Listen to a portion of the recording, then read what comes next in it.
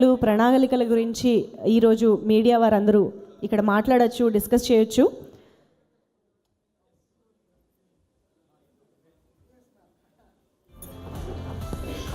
Mics వచ్చాయా అండి మీ దగ్గరికి? ఇటు కొంచెం camera.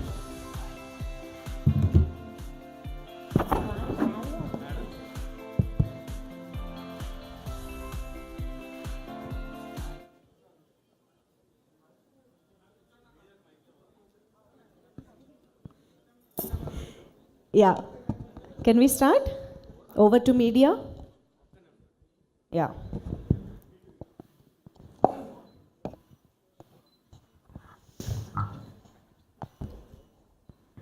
Yeah, please start. Yeah.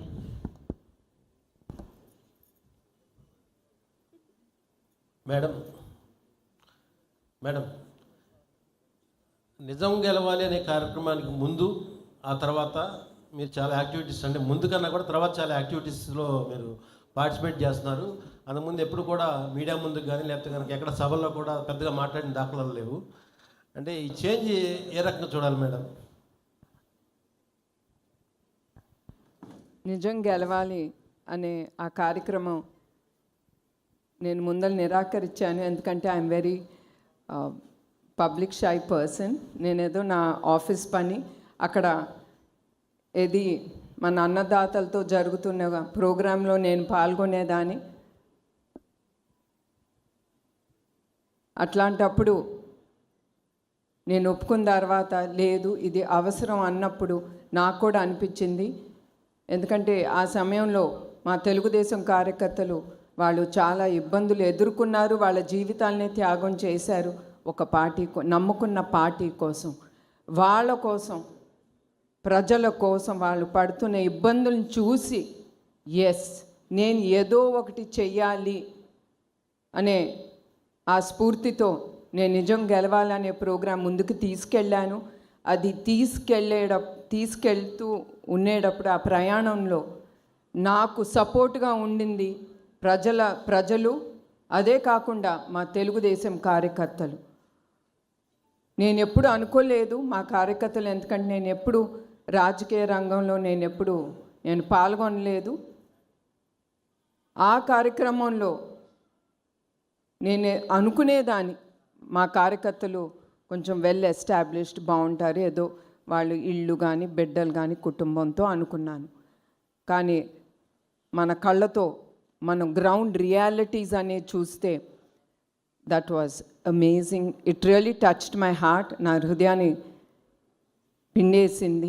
ఎందుకంటే అక్కడ కార్యకర్తలు వాళ్ళు వెరీ లో, అంటే వాళ్ళ కార్యక్రమం వాళ్ళు just labours. Most of them వాళ్ళ కళ్ళల్లో వాళ్ళు పని ఆపుకుని ఒక పార్టీ నిలబెట్టడానికి వాళ్ళ నాయకుడు, నమ్ముకున్న నాయకుడు భార్యగా నేను అక్కడికి వెళ్ళినప్పుడు వాళ్ళ కసితో ముందుకొచ్చి వాళ్ళకి ఏం అయినా పర్వాలేదు మనం ఆవిడ్ని నడిపించాలని వాళ్ళ కళ్ళల్లో అది నేను చూశాను. అది నన్ను ముందుకి నడిపించింది. ఇప్పుడు కూడా అదే నాకు ధైర్యం ఇచ్చింది. Yes, I have to stand up and talk for the people and for myself, to save Andhra Pradesh అని. అండ్ అఫ్ కోర్స్ ఆ కార్యక్రమం తర్వాత మీడియా వాళ్ళు కూడా నాకు కూడా అంత ఇంపార్టెన్స్ ఇస్తున్నారు నా కార్యక్రమానికి అని. మీరు అందరూ వచ్చి పాల్గొంటున్నారు. And I'm very happy that మేము అనుకుంది హెరిటేజ్ అవ్వచ్చు, మా ట్రస్ట్ అవ్వచ్చు, మీరందరూ మీ మీడియా తరఫున ముందుకు తీసుకెళ్తారని నేను కోరుకుంటున్నాను. మేడం, ఎన్టీఆర్ ట్రస్ట్ ద్వారా సుదీర్ఘకాలం మీరు సేవ చేస్తూనే ఉన్నారు. ఆంధ్రప్రదేశ్కు అనేక వైపరీత్యాలు వచ్చినప్పుడు కూడా మీరు అండగా నిలబడుతున్నారు. కానీ కుప్పం నియోజకవర్గానికి ప్రత్యేక ఫోకస్ పెట్టి అక్కడ సుదీర్ఘకాలం మీరు పనిచేస్తున్నారు. ఈ మధ్యకాలంలో తరచుగా కుప్పంలో పర్యటిస్తున్నారు. కొంతమంది అంటూ ఉన్నారు కుప్పంలోంచి కూడా తర్వాత పోటీ చేయబోతున్నారు భువనేశ్వర్ గారు అని కొంతమంది సోషల్ మీడియాలో కూడా వస్తూ ఉన్నాయి. ఆ ఆలోచన అయితే లేదండి. నేను మీకు చెప్పినట్టు నిజం గెలవాలనే ప్రోగ్రాం అప్పుడు కుప్పంకి వెళ్ళాను. అదే కాకుండా 4 సార్లు వాళ్ళ నాయకుడిని నమ్ముకుని ఆయన్ని ఎన్నుకున్నారు. అది గొప్పమైన విషయం.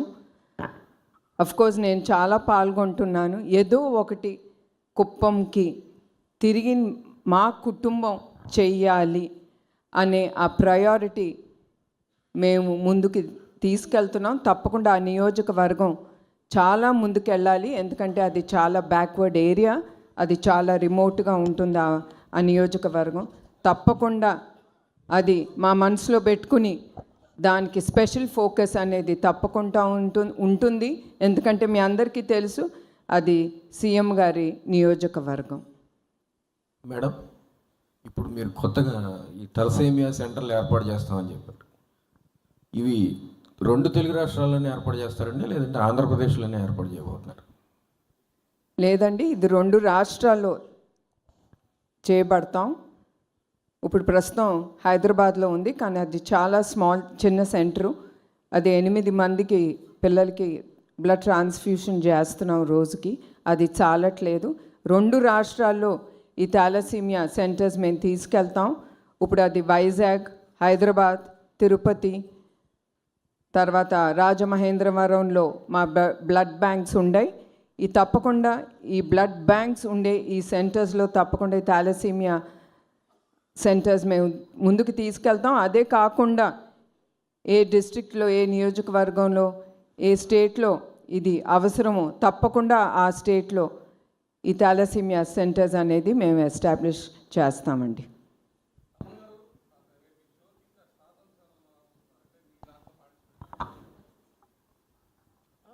సార్ మీ క్వశ్చన్ వినపడలేదు.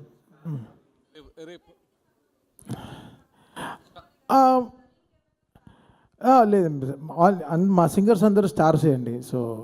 సో వాళ్ళందరూ చాలా గట్టిగా చేయబోతున్నారు. బట్ అందరు స్టార్స్ సాంగ్స్ అయితే పాడతాం. సో అంతే. సో బికాస్ ఇక్కడ స్టార్స్ ఎవరు ఉన్నారు? మా మ్యామ్ ఉన్నారు, పెద్ద స్టార్. చంద్రబాబు నాయుడు గారు ఉన్నారు, ఇంకా పెద్ద స్టార్. సో వీళ్ళందరూ ఉన్నారు. బాలకృష్ణ గారు వస్తున్నారు. So it's going to be one of biggest shows అండి ఎవర్ విజయవాడ విట్నెస్డ్.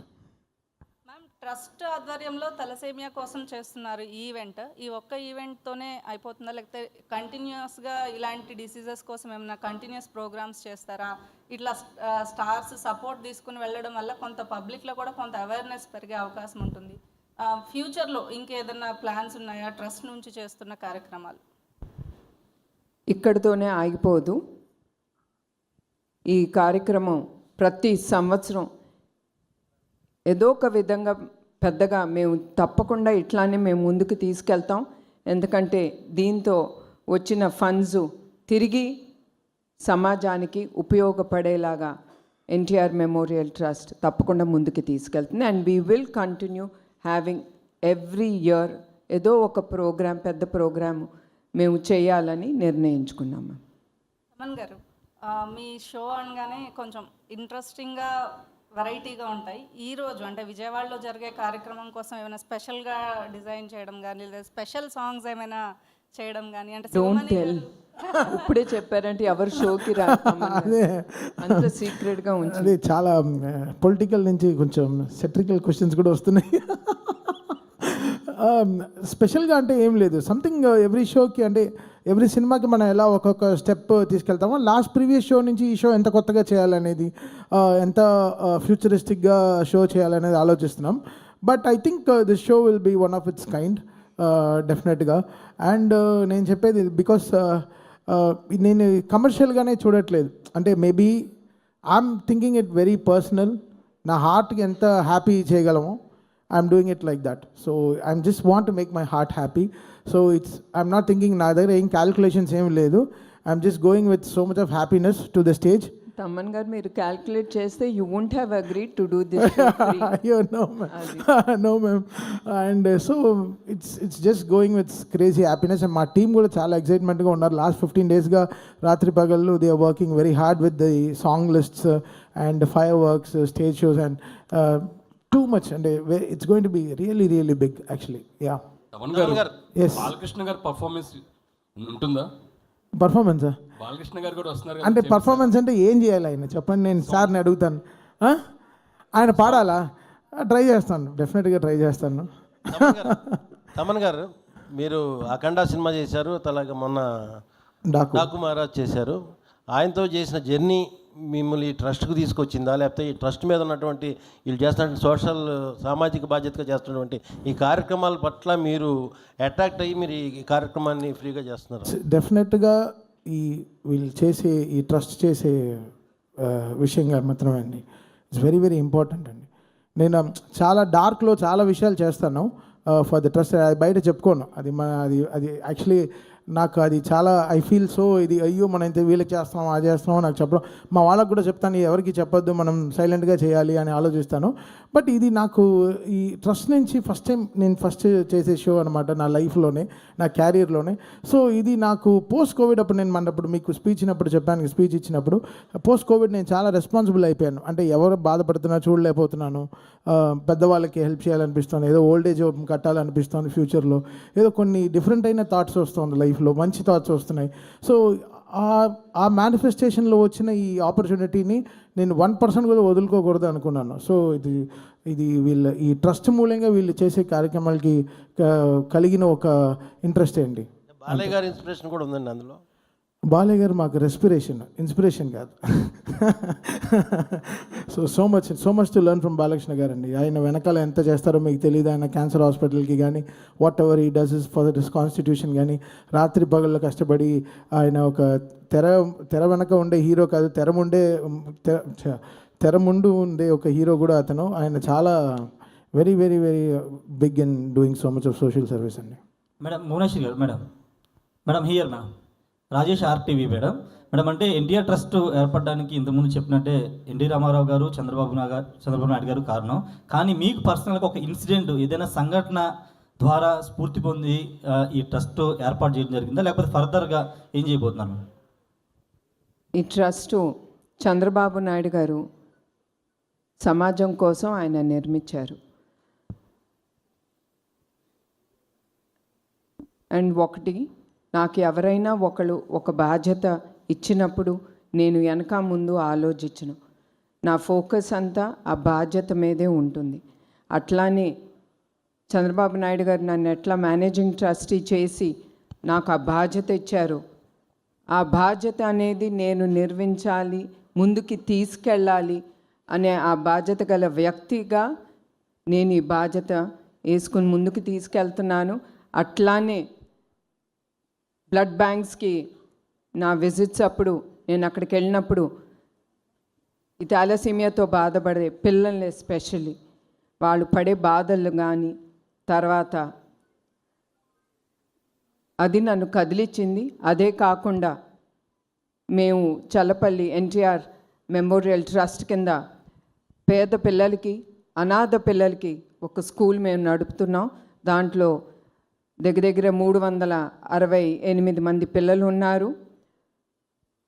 వాళ్ళందరూ నేను వెళ్ళినప్పుడు వాళ్ళు నాకు ఇచ్చే ప్రేమ, అభిమానం,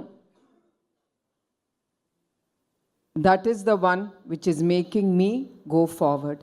ఇంకా ఏదో నేను చెయ్యాలి, వాళ్ళ ముఖంలో ఆ సంతోషం అనేది చూడాలని ఆ ధ్యాసతోనే నేను ఈ సేవా కార్యక్రమాలు ఇంకా ముందుకు తీసుకెళ్తున్నాను.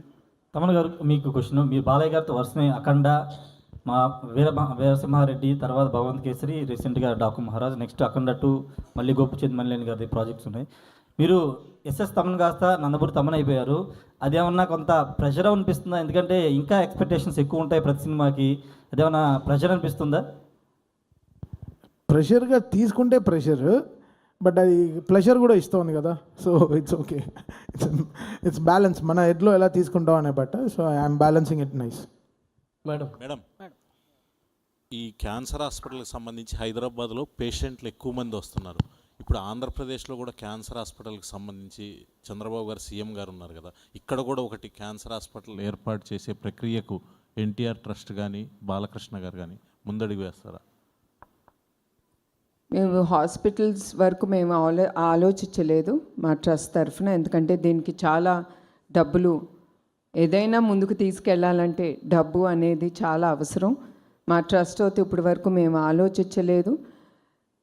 And of course బసవరామ Tarakam cancer institute నాకు తెలిసి చంద్రబాబు నాయుడు గారు ఎప్పుడు ఫస్ట్ ముఖ్యమంత్రిగా అయినప్పుడు నాకు తెలిసింది ఆయన ఆ ఇన్స్టిట్యూట్కి ల్యాండ్ ఇచ్చారని.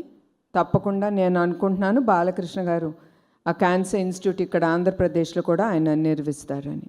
మేడం మేడం ఇక్కడ 1 minute. చాలా ఓన్లీ తలసీమియా కాకుండా చాలామంది పిల్లలు చాలా సమస్యతో బాధపడుతున్నారు మేడం. మీరు తలసీమియాని ఎందుకు సెలెక్ట్ చేసుకున్నారు?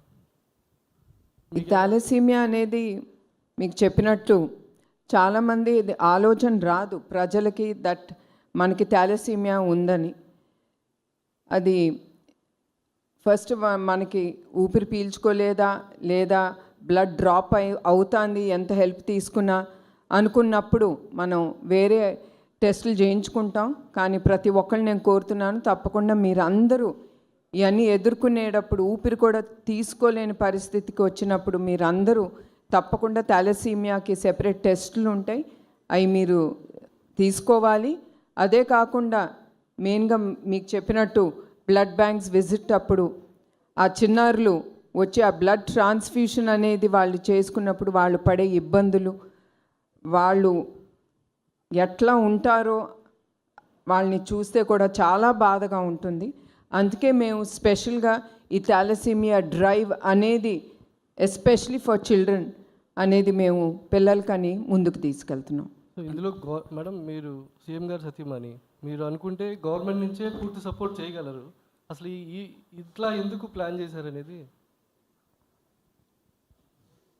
At the end I'm Bhuvaneswari. పదవులు వస్తాయి వెళ్తాయి, అది నాకు ఇంపార్టెంట్ కాదు. మెయిన్ ఇవన్నీ చేపట్టాలంటే I have to stand on my legs. నాకు ఇష్టం ఉండదు చంద్రబాబు నాయుడు గారిని ఏది అడగను, ఆయన అడిగినా కూడా ఇచ్చే వ్యక్తి కాదు. ఆయన ట్రస్ట్కి హెరిటేజ్ కంటే ఎమ్మటే ఆయన అనేది no, I will not give it. మీరు మీ కాళ్ళ మీద నిలబడి మీరు చేయండి. ఇప్పుడు కూడా ఆయన ఏం చేస్తున్నారని కూడా అడగట్లేదు, భయం అనుకుంటా. నేను ఏమన్నా ఆయన దగ్గర నుంచి డొనేషన్ అడుగుతానేమో. ఆయన ఒకటే అన్నాను, I'm planning to do this musical night అనేది నేను ఆలోచించాను, ముందుకు తీసుకెళ్తానంటే very good, you can do it, you will do it అనేది ఒకటే ఆయన అన్నారు. నేను కూడా ఎప్పుడు ఆయన్ని I don't stress him out in asking anything for the trust or for Heritage. Madam musical నైట్కి వచ్చేవారు మేడం ఇక్కడ మేడం మేడం మేడం మ్యూజికల్ నైట్కి వచ్చేవారు ఎవరైనా సరే టికెట్ కొనాల్సిందే అన్నారు. అయితే సీఎం చంద్రబాబు గారికి టికెట్ మీరు కొంటారా ఆయన కొనుక్కుంటారా మేడం? అంటే ఆయన చాలా సభల్లో చెప్పారు, నాకు ఏది కావాలన్నా భువనేశ్వర్ గారే వాళ్ళ దగ్గరే మేము అమౌంట్ తీసుకుంటాను అన్నారు. దీన్ని బట్టి మీరు చెప్పండి మేడం. మాకు టికెట్ ఆయనే కొన్నారండి. మా 6 మందికి ఆయన అకౌంట్ నుంచి 6 లక్షలు ఇచ్చి 5 మందికి 6 లక్షలు ఇచ్చి ఒక టేబుల్ అనేది ఆయన ఆల్రెడీ కొనేశారు ఫ్రమ్ హిస్ పర్సనల్ అకౌంట్. చాలా హ్యాపీ. నువ్వు కొన్నావా లేదా టికెట్? ముందర మీడియా వాళ్ళకి చెప్పాలి, మీరు అందరూ ఎవరైనా సరే nothing comes free, especially in this show. ఆఖరికి మా CEO CFO including Chandrababu Naidu గారి వెనకాల వచ్చే పిఏలు అందరికి కూడా నేను హెచ్చరిస్తున్నాను, please buy a ticket and come behind your CM.